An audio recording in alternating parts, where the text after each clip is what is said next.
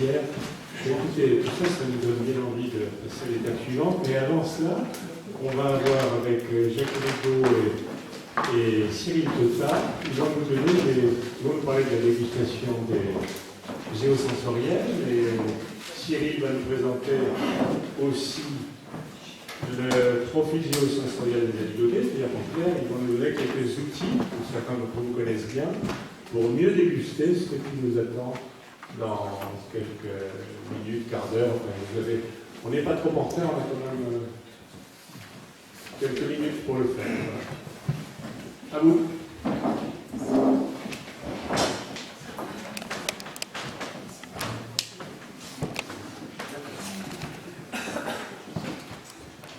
Eh bien, c'est un gros challenge parce qu'en 5 minutes chacun, avec Jackie, on va essayer de faire le tour de la méthode dégustation géosensorielle. Donc voilà le challenge, 5 minutes chacun, Jackie. Alors, donc dégustation géosensorielle, il y a le mot bien sûr géo dedans, donc géologie, géographie, bien évidemment on va faire référence au terroir et au lieu. Je vous ai mis Bacchus le Caravage, vous connaissez sans doute tous. J'aime beaucoup mettre cette photo parce qu'en fait il y a tout. Si on regarde bien, il y a tout. Il y a le gourmet qui tient son verre, qui le tient d'ailleurs de manière très élégante. Et puis de l'autre côté, si vous regardez bien, il a l'air de toucher une étoffe. Et en tant que président d'étoffe des terroirs, ça me parle. Et puis il y a un monsieur qui s'appelle Jacques Rigaud qui a sorti un livre qui s'appelle La dégustation géosensorielle. Et dans ce livre, il dit très justement que la texture d'un vin, c'est son étoffe.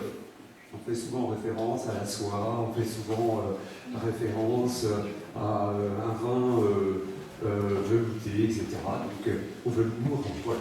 Donc on fait référence souvent aux étoffes. Alors la dégustation géosensorielle, avec Vitae, on y a réfléchi et on a monté un groupe d'experts en dégustation géosensorielle et ce groupe s'est réuni au Club Tard. C'était, je crois, en 2015. Si je ne m'abuse. Et donc en 2015, on a réfléchi en particulier à donner une définition qui soit opérationnelle de la dégustation géosensorielle. Donc on dit DGS, ça va beaucoup plus vite. Donc si j'emploie le terme DGS, c'est vrai que c'est dégustation géosensorielle. Donc on a travaillé avec Madame Coutier, avec Pierre Guigui et puis Florian Mouret.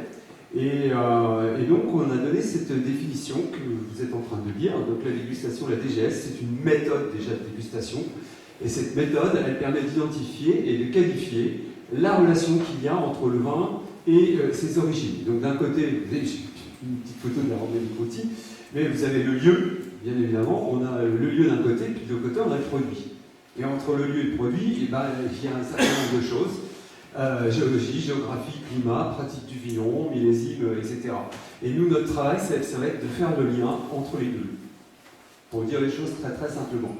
Donc, dégustation géosensorielle, ça veut dire priorité à la bouche, priorité aux sensations tactiles en bouche, aux perceptions gustatives, parce que, pourquoi ? Parce que c'est ce qui va nous aider à déterminer l'expression du terroir. Et nous, ce qu'on appelle le goût du lieu. Donc on n'est pas en opposition avec la méthode de dégustation traditionnelle qui est l'analyse sensorielle telle qu'on la connaît habituellement, avec les 3 étapes qu'on nous a tous enseignées, à savoir on regarde le vin, on le sent et après on le déguste. Nous, la seule chose, c'est qu'on dit on le déguste d'abord. Et on va voir pourquoi.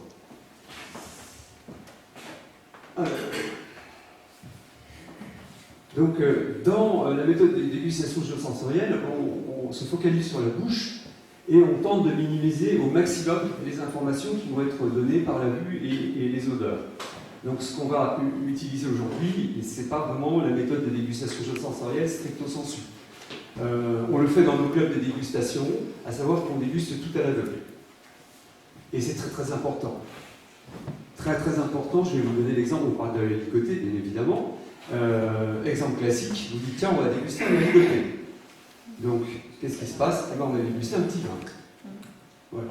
Vous planquez tout et vous faites déguster et vous demandez aux gens à la fin votre plaisir entre 0 et 10 c'est combien ? Voilà, vous metteriez combien ? Et puis vous metteriez combien dans ce vin-là ? Est-ce que vous l'achèteriez 10 €, 20 €, etc. Et c'est comme ça qu'on s'aperçoit que finalement, il y a des gens qui vous disent à l'aveugle complètement, moi je mettrais 50 € dans une bouteille d'aligoté. Quand on montre le résultat à la fin, on s'aperçoit que c'est un aligoté. Donc on n'est pas influencé. J'aime beaucoup cette petite citation de Gordon Shefferd: le goût du vin n'est pas dans le verre, il est dans la tête. Et là, je fais bien sûr référence aux travaux de Gabriel Le Pouzès en neurosciences. Les neurosciences sont en train de complètement faire évoluer la méthode de dégustation telle qu'on l'a connue, telle qu'on nous l'a enseignée. Et Gabriel Le Pouzès donc a travaillé sur la thématique du cerveau face à l'esthétique des grands vins. Et finalement, il y a quelque chose qui ressort. C'est que l'influence de la vue et du contexte, c'est absolument terrible. Donc si vous voyez le vin et si vous le sentez, en gros, vous avez 80% de votre travail qui est fait au niveau du cerveau. Donc votre jugement, il est quasiment fait avant de mettre le vin en bouche. Et la deuxième chose, c'est la grandeur et la faiblesse du nez. Il ne faut pas oublier ce chiffre qui est quand même un chiffre important. 400 récepteurs olfactifs pour 1000 milliards d'odeurs discernables. Donc il faut rester modeste avec le nez. La finesse du toucher, il ne faut pas oublier quand même que l'appareil buccal, ça concentre 20% de l'ensemble de nos récepteurs au toucher. Et vous allez voir que c'est pas neutre et que nous, ça nous a inspiré. La quatrième chose, c'est qu'il y a de nouvelles dimensions gustatives qui sont maintenant mises en avant en dégustation. On sort des saveurs traditionnelles, telles qu'on nous les a enseignées encore une fois. Et puis maintenant, on parle d'umami, on parle d'éléments minéraux et on parle de calcium, de magnésium, d'acide gras. Et tout ça, c'est discernable en dégustation.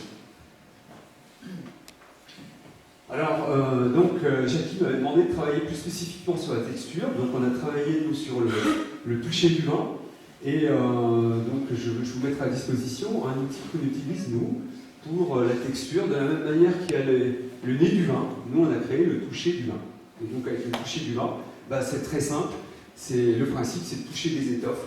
Alors, il y en a 8. Pourquoi il y en a 8 ? Eh bien, je n'ai pas le temps d'aller dans le détail, mais on a travaillé avec l'université, l'Institut universitaire de la vigne et du vin, donc Jules Guyot, en particulier avec Jordi Ballester.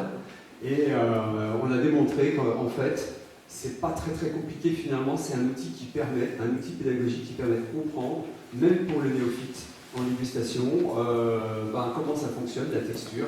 Donc en fait, on s'aide du toucher de main pour avoir accès finalement à la texture du vin, donc les sensations tactiles en bouche. Je vous mettrai l'outil à disposition, vous pourrez le voir tout à l'heure.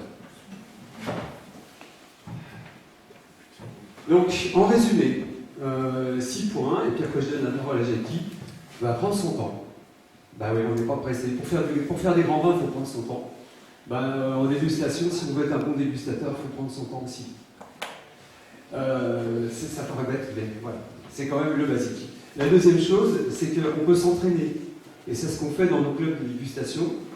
Donc on peut s'entraîner très simplement, alors les yeux fermés, dans un verre noir, à l'aveugle.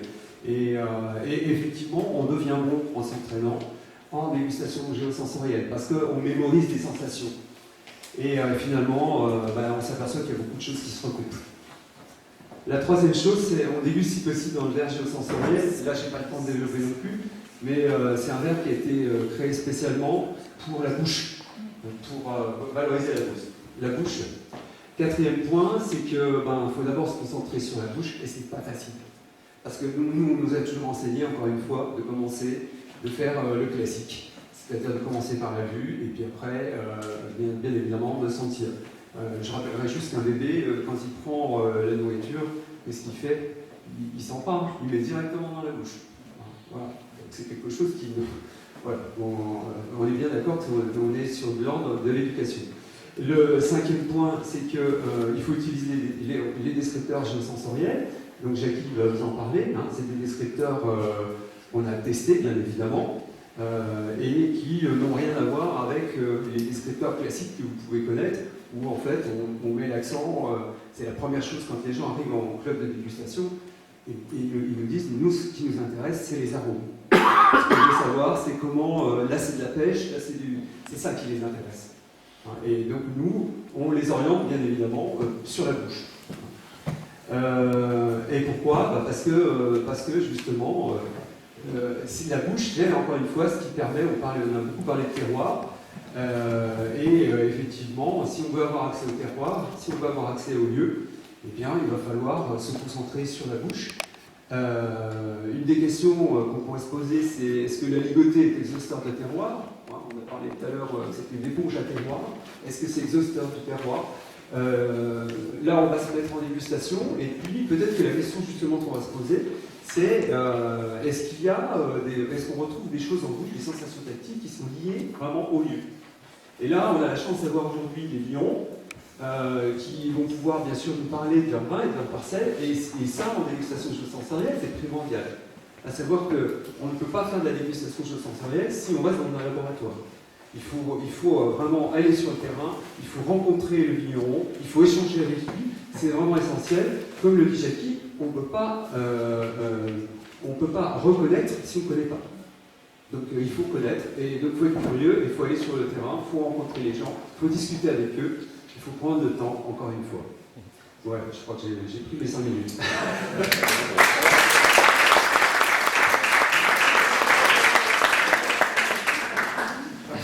Merci Cyril. Du coup, on pourrait même s'en arrêter là, mais comme tu as annoncé, je dirais quelques mots, je vais les dire. Et le mérite d'un colloque comme aujourd'hui, c'est à la fois de redynamiser la ligotée comme cépage traducteur du terroir, même si, comme ça a été évoqué, on peut lui faire jouer différentes partitions, de l'entrée de gamme au grand cru, et c'est vrai qu'on peut espérer que avec le cépage à ligoter, la Bourgogne par exemple pourra jouer sur les différents niveaux, mais surtout rappeler que c'est un traducteur de terroir comme l'est le Pinot pour les grands rouges, comme l'est aussi le Chardonnay pour les blancs. Et puis, la deuxième chose, c'est de redynamiser un colloque comme aujourd'hui, la dégustation des gourmets, c'est-à-dire que jusqu'à la Révolution française, il y avait des professionnels de la dégustation dont le boulot, c'était de s'assurer que ce qui était écrit sur le tonneau provenait bien du lieu écrit sur le tonneau. Donc, ces gourmets étaient des professionnels de la dégustation géosensorielle. Mais comme l'a écrit Jules Laval en 1855, dans son fameux livre sur statistique des grands vins de la Côte d'Or, presque oublié de nos jours, vous voyez, on est en 1855, le gourmet dans sa science, etc. Donc, un colloque comme celui-là permet aussi de redynamiser cette dégustation du gourmet qu'on a rebaptisé dégustation géosensorielle et dont l'ambassadeur emblématique se trouve dans la salle, puisque je viens de vous apercevoir, Aubert, je n'ai pas vu que vous étiez arrivé, et Aubert de Vilaine a eu le coup de génie d'écrire dans une préface d'un de mes livres que la dégustation géosensorielle est consubstantiellement associée à la philosophie des climats. C'est-à-dire que pour apprécier un climat, pour apprécier un lieu, eh bien, il est important, par la dégustation, d'en lire le message. Et n'oublions pas qu'aujourd'hui, dans l'immense océan des vins produits sur la planète, la plupart des grands vins produits sur la planète maintenant sont des vins dits issus de la construction d'un goût. Et heureusement, il y a encore des grands vins sur la planète qui expriment le message de leur lieu de naissance. Et bien évidemment, grâce à ce classement à l'UNESCO des climats des vignobles de Bourgogne comme modèle de toute viticulture de terroir, eh bien, ils s'inspirent maintenant partout où on veut réaliser des vins qui expriment un message, des vins de terroir. Donc du coup, tout simplement, pourquoi la bouche est si importante? Cyril l'a dit. Et pourquoi finalement on essaye de la réactiver? Eh bien, c'est parce qu'il s'agit d'une dégustation tout simplement polysensorielle, c'est-à-dire qu'on va s'efforcer de lire le message du vin à travers nos sens, tous nos sens, et tu as dit 20%, peut-être même 30% pour certains d'entre nous, du toucher est en bouche. Là, je viens de passer 2 jours avec Gabriel Lecouzès et effectivement, on est en train d'essayer de montrer que chaque lieu eh bien, va générer des sensations de bouche différentes. Et avec la ligoté, vous allez avoir tout à l'heure l'occasion de repérer, puisque j'ai appris aujourd'hui qu'il y avait un vin qui allait venir du granit, et bien sur le granit, le cépage à ligoter ne donne pas la même sensation de salivation que la ligotée plantée sur le calcaire. Et comme l'ami Sylvain a la chance d'avoir des cépages à ligoter plantés à différents niveaux du coteau, on va s'apercevoir sur un terroir argilo-calcaire que ça ne salive pas tout à fait pareil quand le vin est issu du haut du coteau, quand il est à mi-pente ou qu'il est en bas. Plus on est sur un terroir argileux, plus la sensation de salivation va être généreuse dès l'entrée de bouche, et plus on sera sur un terroir calcaire, plus la salivation donnera une sensation de spirale ascendante. Donc on a bien maintenant, en renouant avec la façon de déguster des gourmets, une capacité de lire le message du lieu. Donc avec les vins que nous allons goûter tout à l'heure, pas besoin d'aller plus avant. Vous allez repérer qu'à partir du moment où on est sur un vrai terroir, eh bien, il y a quelque chose qu'on peut nommer flexibilité de la consistance, c'est-à-dire que le vin entre en bouche avec cette sensation de ressort matelassé. C'est ça le grand terroir. Que ce soit le pinot, que ce soit le chardonnay, que ce soit le riesling, que ce soit la ligotée, quand on est en présence d'un grand terroir, en bouche, on a cette sensation de flexibilité de la consistance. Deuxième chose, c'est salivant. C'est-à-dire qu'à partir du moment où on est dans un vrai vin de terroir, eh bien, on va avoir une qualité de salivation. La salivation, il ne faut jamais l'oublier, à la fois elle nous permet de nous défendre de quelque chose qui nous agresse, donc c'est une forme de salivation.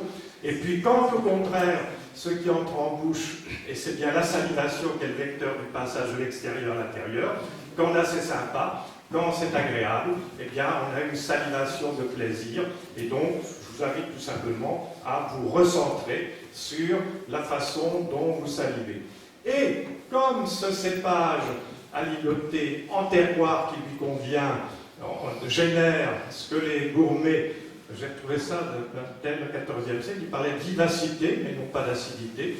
C'est-à-dire que ce qui compte, c'est que la traduction du terroir par le cépage génère une certaine vivacité, même en 2003, on l'a évoqué tout à l'heure. Quand on est dans un grand terroir, on va avoir cette sensation de vivacité.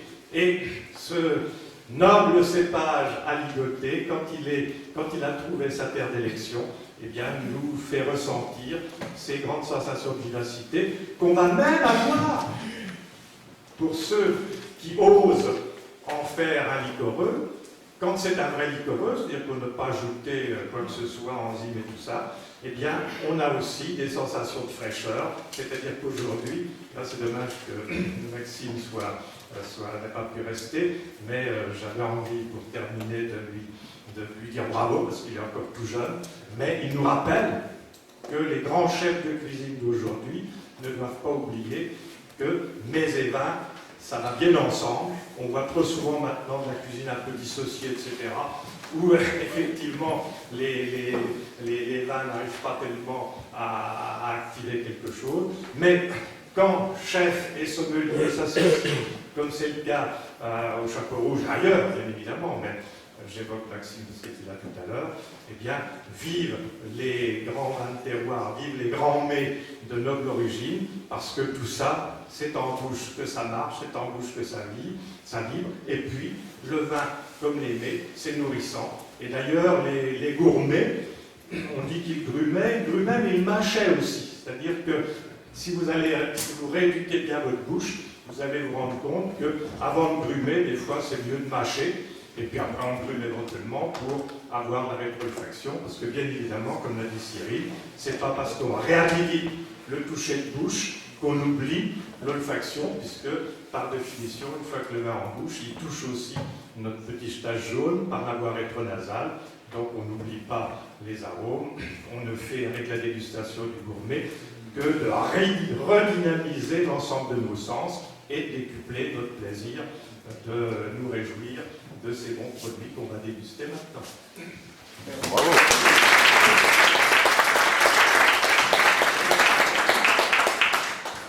Merci, Jeffrey, bravo. Il y aura des questions. Je pense que là, on a tous les outils pour pouvoir déguster. Vous aurez le loisir, effectivement, avec ces deux grands pratiquants de la dégustation, mais je voudrais surtout revenir avant que nous avions partagé plus fait, mais on n'a pas pris trop de retard, parce qu'on a quand même mis de retard par rapport à l'horaire. Et surtout, penser à bien remercier les vignerons qui nous fournissent gracieusement les vins que nous avons dégustés. Quelque part, on n'avait pas eu le temps beaucoup, on ne leur a pas laissé peut-être suffisamment de temps de s'exprimer, mais là je compte vraiment sur eux, vous allez pouvoir les rencontrer, discuter avec eux, c'est eux qui vont vous parler encore de leur vin, on va les déguster. Et puis c'est aussi une invitation, s'ils en sont d'accord, à ce que les cadres de dégustation que nous connaissons puissent aussi les rencontrer sur le terrain, Oui. comme plusieurs personnes nous ont incité à le faire. Jean, tu avais peut-être une chose à demander, peut-être à propos du entre guillemets terrorisme du nez. Oui. J'ai appris il n'y a pas très longtemps dans un livre dont j'ai oublié le nom, je recherche, que celui qui a été à l'origine de tout ça était aveugle, ce qui est tout à fait intéressant. Bon.